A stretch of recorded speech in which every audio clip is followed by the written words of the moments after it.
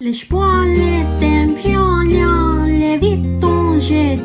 my little Tanyas! This week we're reviewing Red Shoes and the Seven Dwarfs. So this was my first movie that I watched since like January because of Corona. And I don't regret it. Hope you enjoy!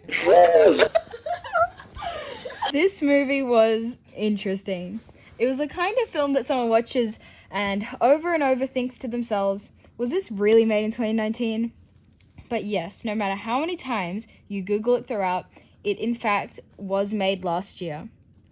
This combination of Shrek and Tangled was actually kind of good with a nice storyline and was fairly easy to follow.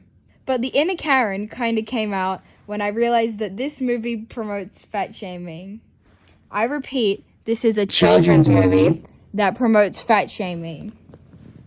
The plot of this movie is that this girl is a little bit chubby and then puts shoes on and then she is skinny. This represents an ugly person becoming beautiful. Celebrating.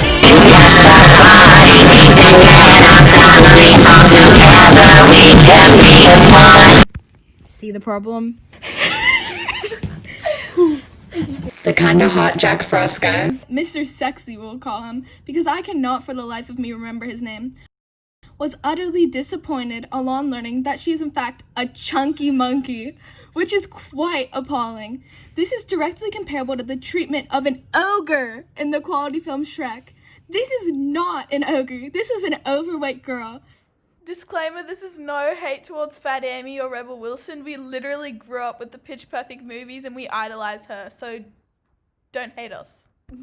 Compared to the film Shrek, where ugliness is represented by impossible human characteristics, for example, green skin and disgusting imagery, the characters designed in this film were lazy and basic, featuring Jack Frost with brown hair, Linguini from Ratatouille, a blonde Lord Farquaad, and the old lady from Tangled.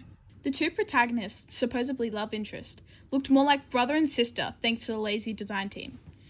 Not gonna lie, he looks like a BuzzFeed feminist. The only interesting character design were the wooden children who had no plot relevancy to the movie at all, and it kind of seemed a bit rapey. There was a surplus of characters which made them forgettable, and the rest of the characters, which seemed like they were meant to have an importance, had no character arc or resolution of any kind. But it was kind of great. It featured that girl from the Fifth Wave, Lemony Snicket, and also the hot guy from the Hunger Games. It was really bad, but it entertained 3 15-year-olds. All in all, we enjoyed the movie and found the fat shaming pretty funny.